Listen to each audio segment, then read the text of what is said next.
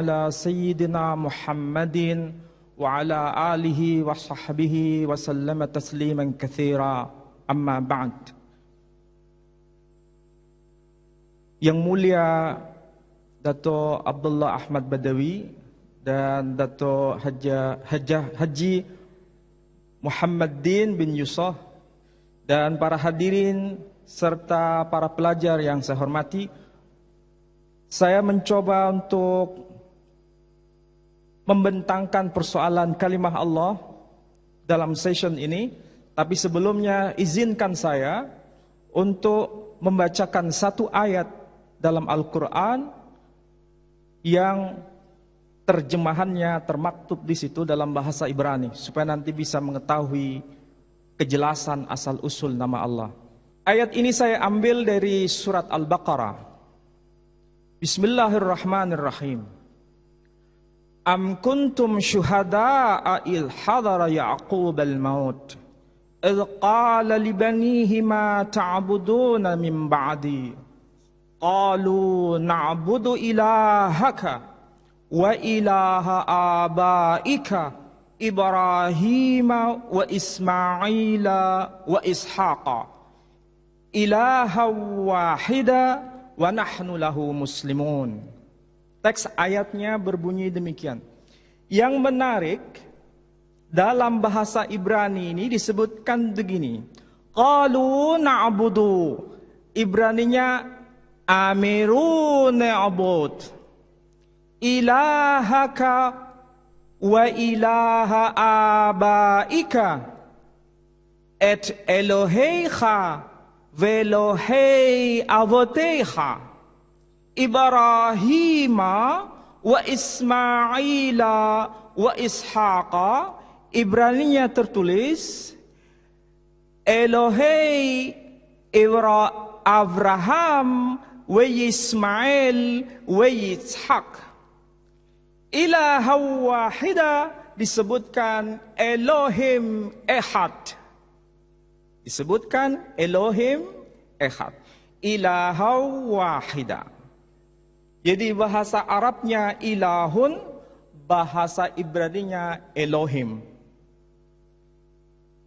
Nah, menariknya di sini diungkapkan nama yang sangat penting yang diakui oleh agama Ibrahimiyah, yakni Bapak yang bernama Ibrahim. Kalangan muslimin dalam setiap salat selalu menyebut dalam tahiyat, Allahumma salli ala sayyidina Muhammad wa ala ali sayyidina Muhammad kama sallaita ala Ibrahim wa ala ali sayyidina Ibrahim. Ini pernyataan tegas dalam Islam bahwa Ibrahim adalah tokoh penting yang selalu namanya disebut dalam salatnya. Kenapa? Karena mengajarkan mengenai tauhid. Yang kedua, kita mengenal agama Kristen.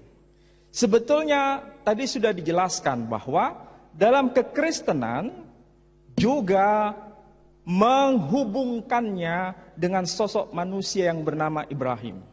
Dalam Injil disebutkan, Injil Matius terutama, pasal yang pertama, ayat yang pertama disebutkan, inilah silsilah Yesus Kristus, anak Daud, anak Abraham. Sedangkan kalangan Yahudi, kalau dalam Tevila itu sama dengan solat, selalu menyebut Elohe Avotenu, Elohe Abraham, Elohe Yitzhak, Elohe Yaakov. Jadi Elohe itu sama maknanya dengan ilahun. Nah, mari kita mencoba untuk membahas mengenai materi kita terkait dengan pembahasan kalimah Allah.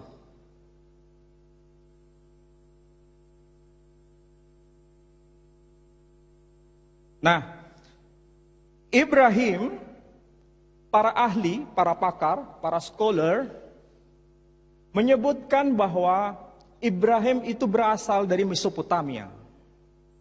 Mesopotamia itu sekarang sama dengan Irak. Negaranya waktu itu disebut dengan nama Babylon.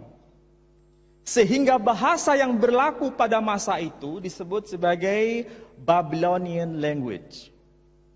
Islam melalui Al-Quran mengetahui nama Babylon dengan sebutan Babil.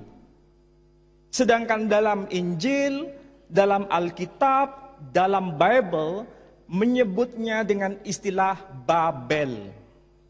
Jadi versi Quran menyebut sebutan nama negeri itu dengan sebutan Babil, sedangkan dalam bahasa Hebrew, Ibrani menyebutnya Babel.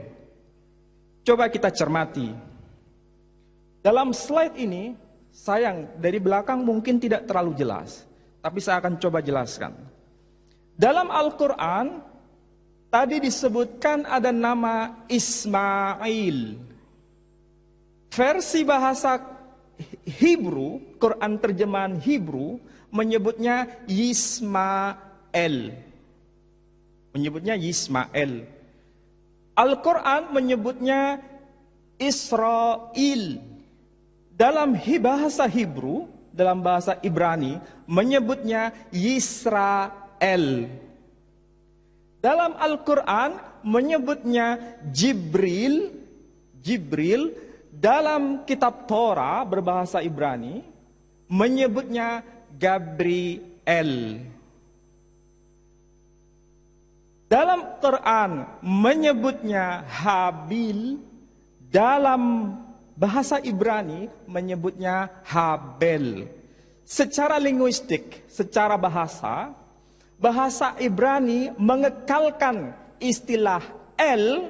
Dalam bahasa Arab Quran mengekalkan istilah il. Ini sepadan maknanya dengan Tuhan. Sepadan maknanya dengan Tuhan. Bahasa Ibrani maupun bahasa Arab ini sebetulnya bentuk dari bahasa yang lebih kuno yang dipakai oleh Abraham atau Ibrahim yang menggunakan bahasa Arameo atau yang disebut sebagai bahasa Aramaik. Bahasa Aramaik. Bahasa Aramaik itu adalah bahasa yang lebih kuno dibanding bahasa Arab dan bahasa Ibrani. Bahasa inilah yang dipakai oleh Ibrahim atau Abraham itu. Dan sampai sekarang kita bisa menyaksikan bukti otentik tulisan yang sezaman dengan Ibrahim atau Abraham. Tulisan ini bukan ditulis di atas kertas, juga bukan ditulis di atas deluang, juga bukan ditulis di atas manuskrip yang berupa megilot, kulit binatang. Tetapi manuskrip ini tertulis di atas lempengan batu, lihat. Saya akan coba tampilkan di sini. Inilah salah satu bukti teks yang sezaman yang sampai sekarang masih kita bisa saksikan. Usianya sama seperti usia Ibrahim atau Abraham. Tulisannya seperti apa? Tulisannya seperti ini. Yang kemudian para sarjana menyebutnya sebagai tulisan paku. Di dalam teks ini justru membuktikan pengekalan sebutan nama Babil, bukan penyebutan nama Babel. Jadi nampaknya bahasa Arab lebih dekat dengan bahasa Aram, lebih dekat dengan bahasa nenek moyang yakni Ibrahim dibanding kedekatan bahasa Ibrani dengan bahasa Aram. Ini yang harus dicermati oleh para sarjana. Saya yakin di antara kita yang hadir di sini ada yang Kristen. Ini bisa kita jadikan momen untuk saling belajar bahwa kekunoan, keklasikan bahasa Aram menjadi bukti hubungan bahasa Aram dengan Arab ini lebih dekat dibanding kedekatan bahasa Ibrani dengan bahasa Aram itu sendiri. Dalam Al-Quran menyebut nama Babil, dalam teks Arameo bahasa Aram menyebut kata Babil. dalam teks Quran menyebut Israel, dalam bahasa Aramaik juga menyebut kata Israel, bukan Yisrael. Ini sebagai bukti yang tidak bisa dibantah oleh sarjana manapun. Ini yang harus diketahui bersama. Kemudian, kalau kita sudah tahu bahwa istilah El maupun Il menunjuk sebutan Tuhan, sama dengan maknanya dengan Tuhan. Lalu siapa yang bernama Allah itu, yang sekarang lagi menjadi polemik bersama?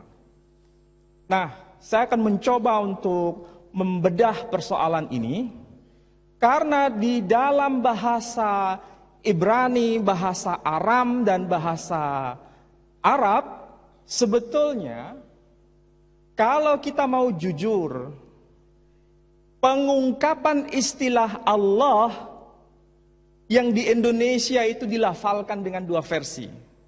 Tulisan sama, tapi pronunciation berbeda.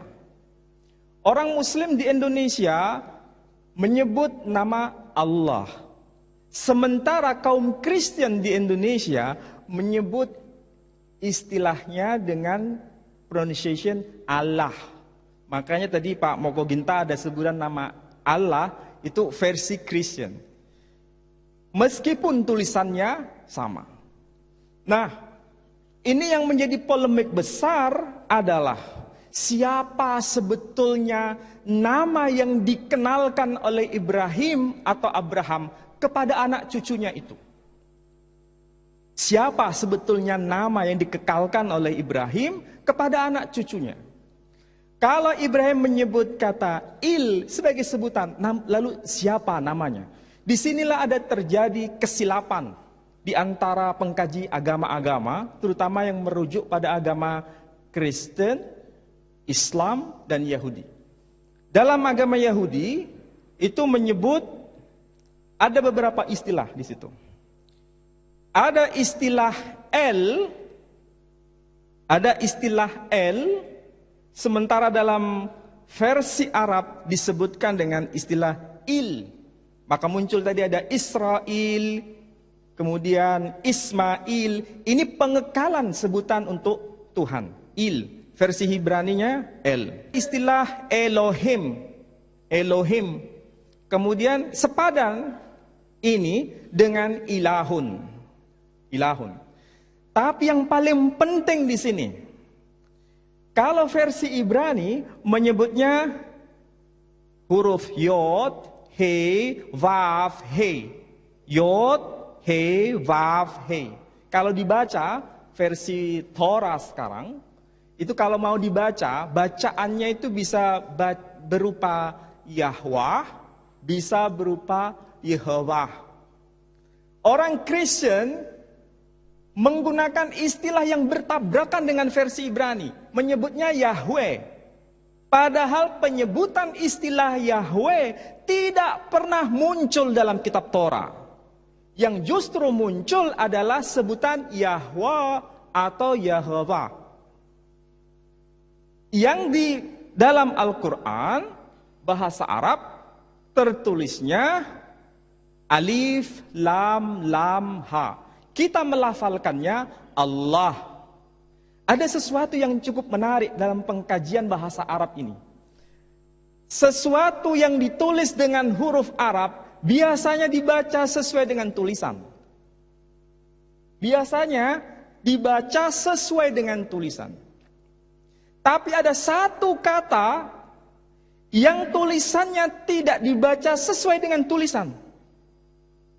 Tidak ada seorang pun di kalangan masyarakat Timur Tengah ketika menjumpai istilah Alif, Lam, Lam, Ha dibaca Allah.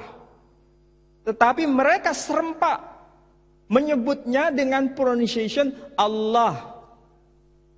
Menyebut dengan sebutan Allah. Allah ini tidak dikonstruksi dari bahasa Arab. Tetapi ini adalah istilah non-Arab yang diarabkan. Jadi bukan asli istilah Arab.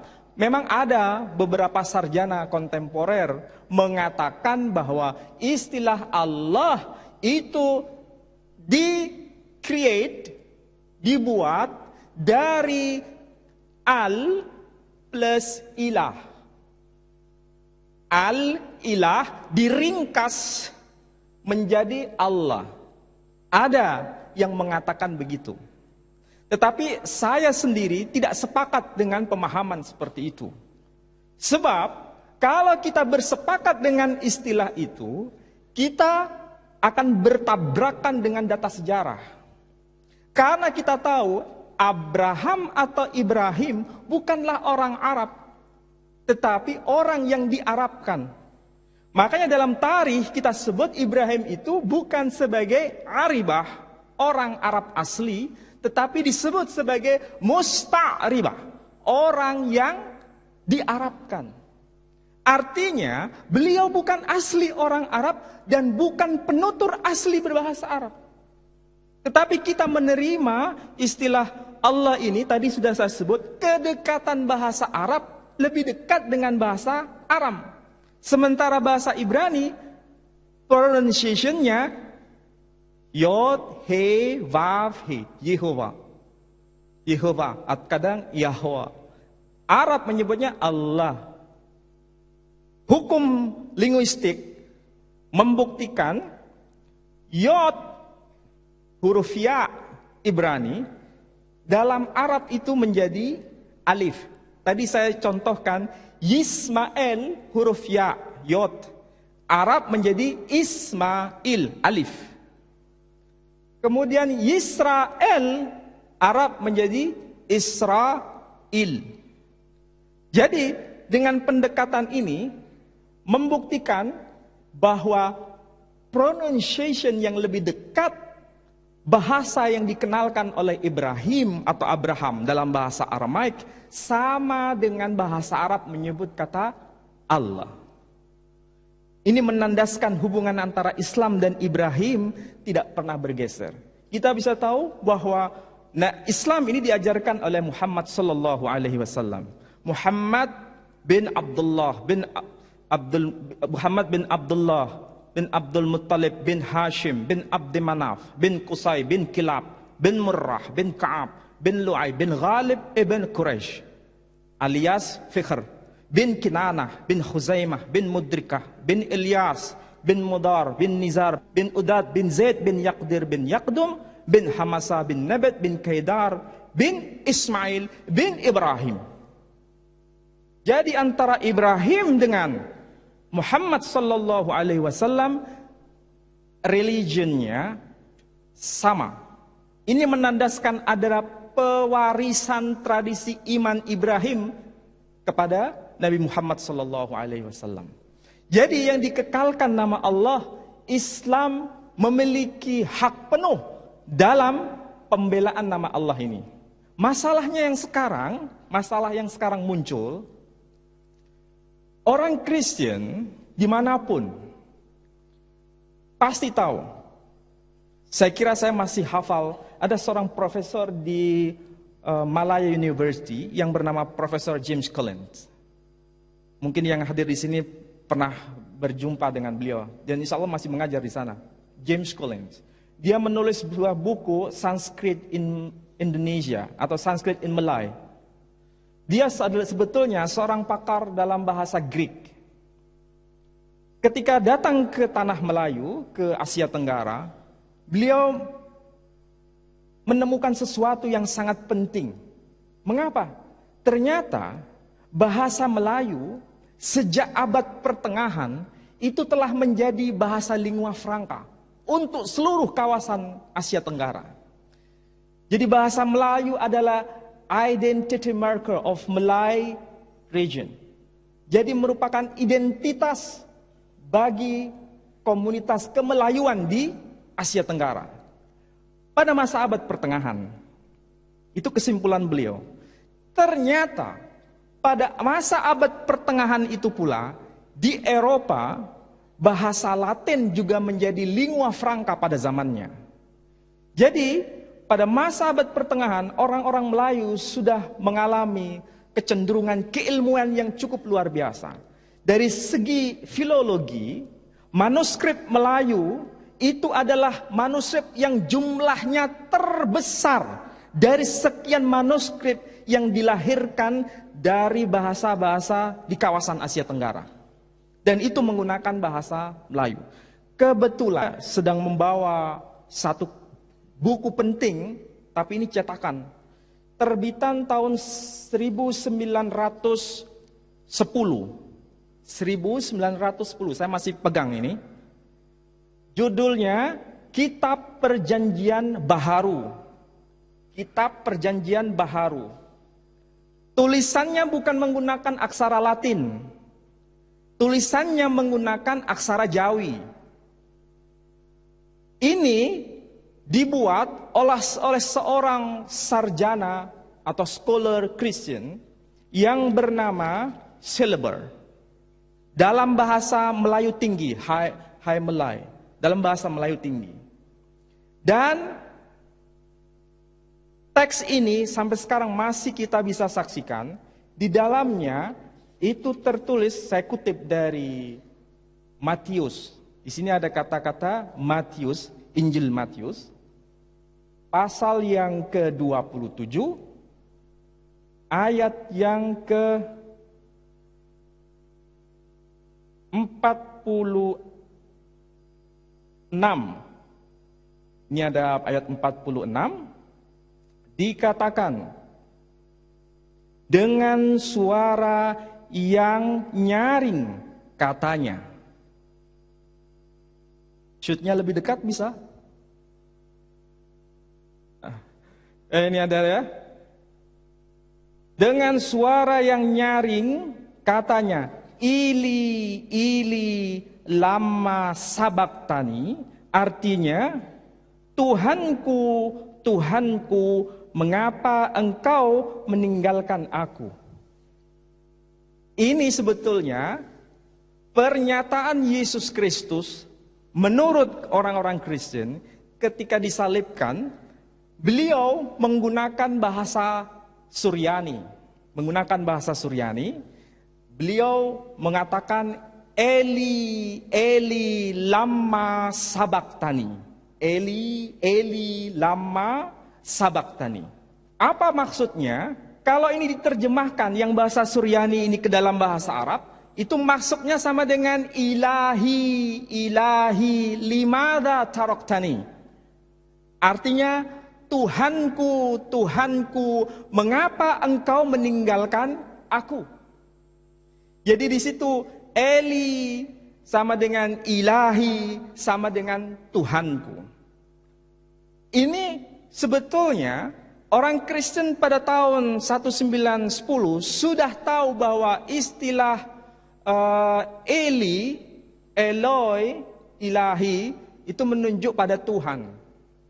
Tapi yang versi yang sekarang yang ditulis dengan aksara Latin bukan disebut Tuhanku, Tuhanku, mengapa engkau meninggalkan aku, tapi disebut Allahku, Allahku, mengapa engkau meninggalkan aku.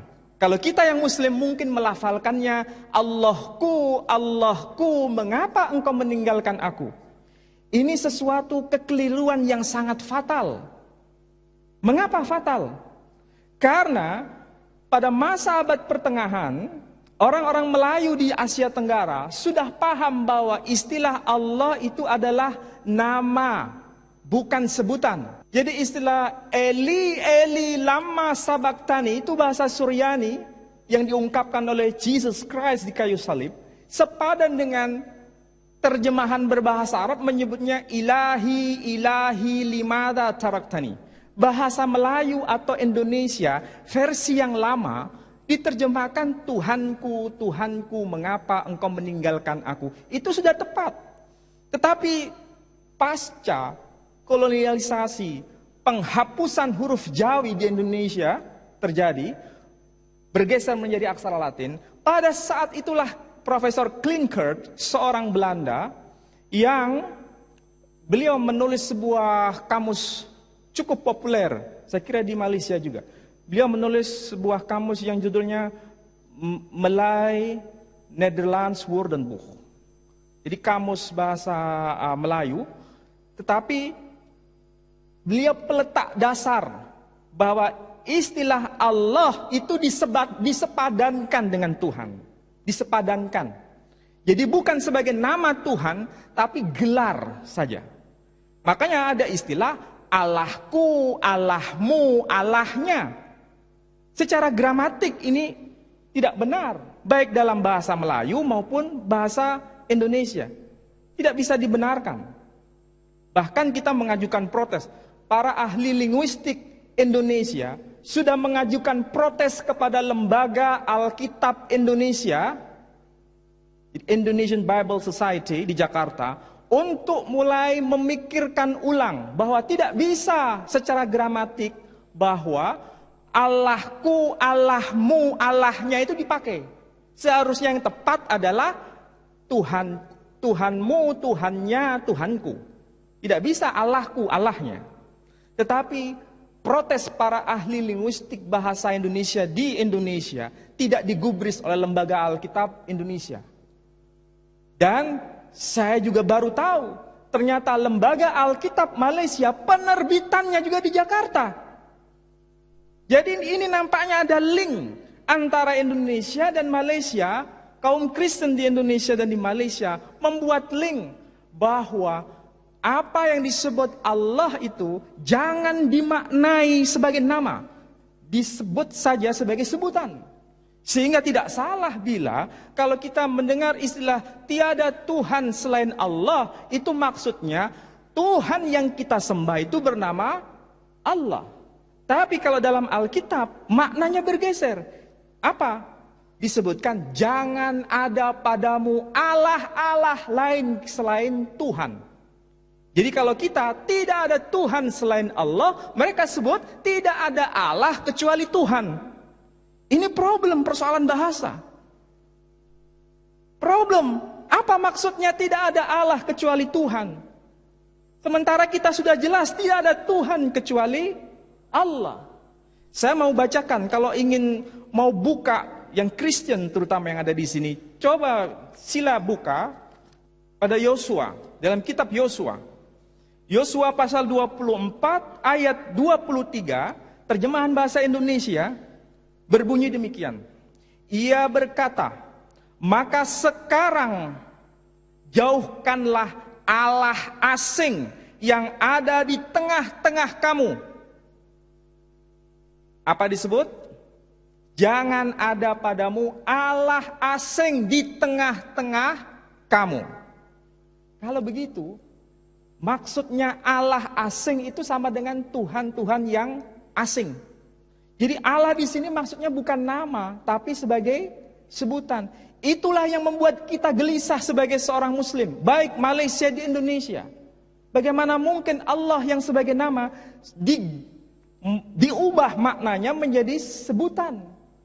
Karena mereka memang punya testimoni, credo, bahwa Allah di dunia ini banyak. Ada Allah A, ada Allah B, ada Allah C. Tapi Allah orang Kristen yang disembah bernama Jesus Christ. Jadi sebutan Allah, memang mereka menyembah Allah. Tapi Allah yang dimaksud bernama Jesus Christ. Sementara Muslim, Tuhan yang kita sembah itu adalah bernama Allah.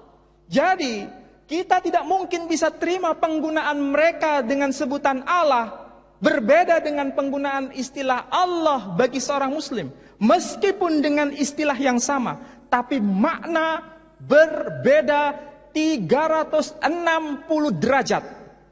Itulah yang menyebabkan kita tidak bisa bertemu. Yang kedua, tidak perlu hanya orang Islam yang harus kritik.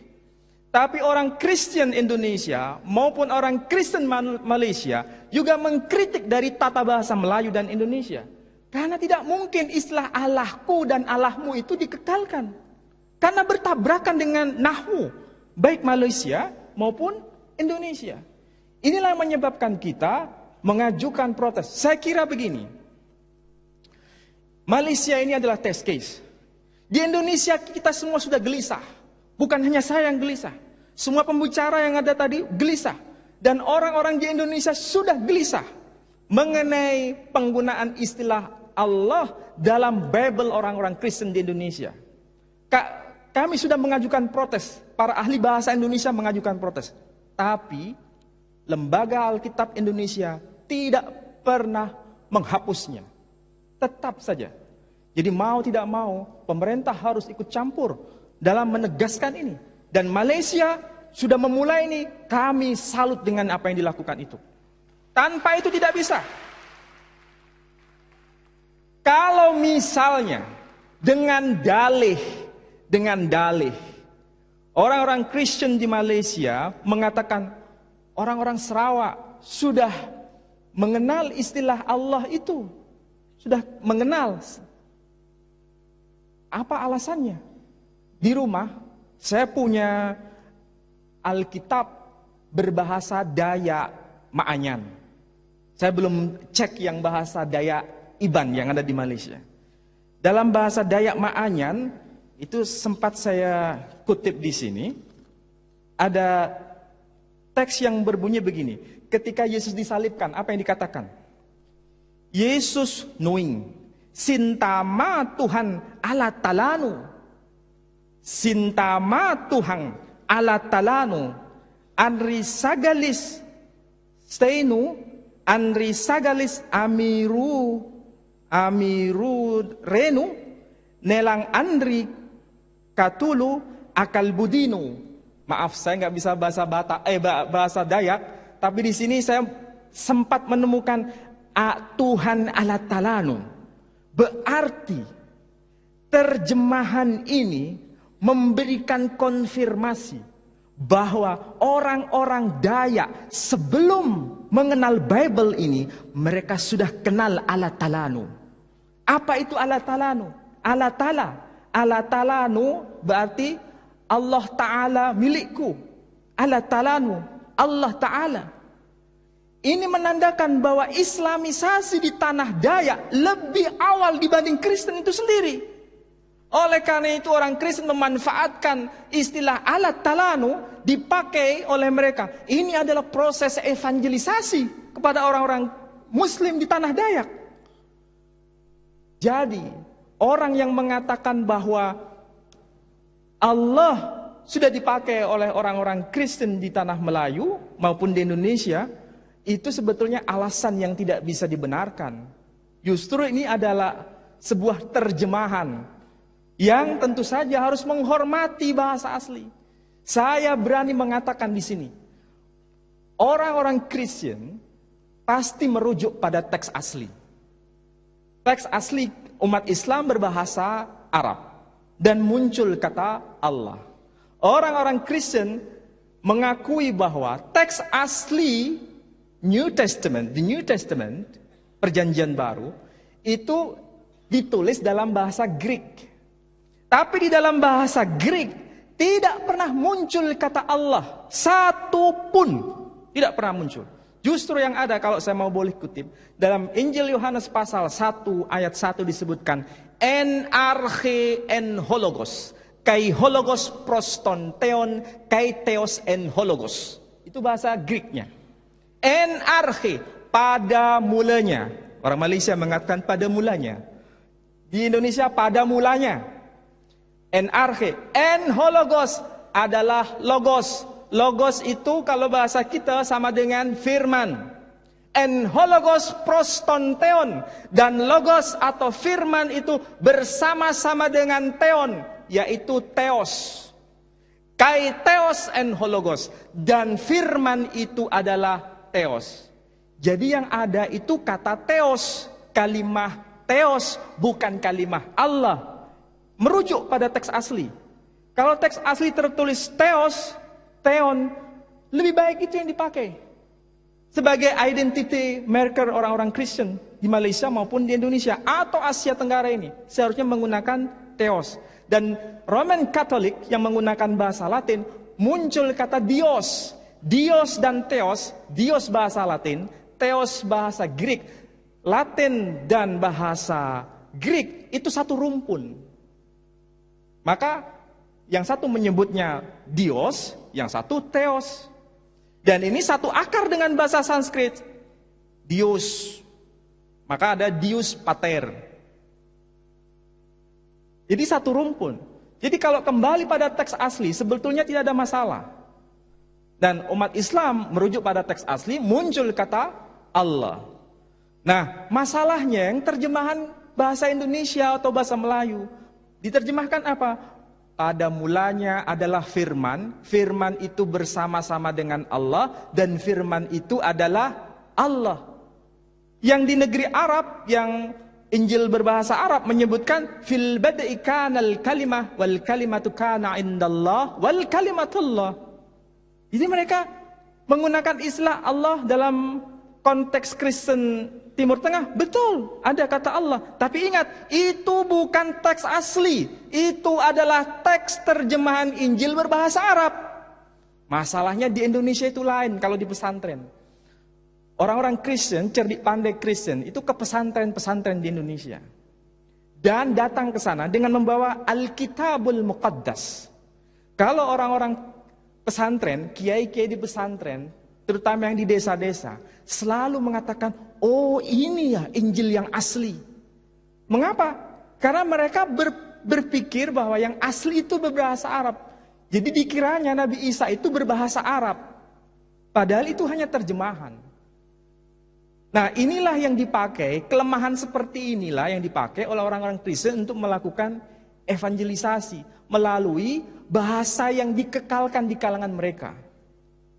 Jadi saya kira di sini juga menjadi problem. Jadi mudah-mudahan kita mulai duduk bersama, tidak perlu hanya orang-orang Muslim. Kalau bisa orang Muslim dan non-Muslim, terutama yang Kristen, mengadakan dialog, bukan debat tapi dialog untuk memperbincangkan persoalan seperti ini. Salah satunya mengenai kalimah Allah ini, supaya sama-sama tahu. Kita selama ini tidak tahu Kristen itu seperti apa, karena kita memang tidak pernah mengadakan dialog dengan mereka. Orang Kristen juga tidak tahu Islam, juga karena tidak mengadakan dialog dengan kita. Tetapi kalau kita sama-sama dialog, tahu bagaimana Injil dan bagaimana Quran, ayo duduk bersama memperbincangkan ini. Nanti akan jelas kalau mengatakan bertujuan mengembalikan pada teks asli, maka Allah sebagai nama kembalinya pada Islam.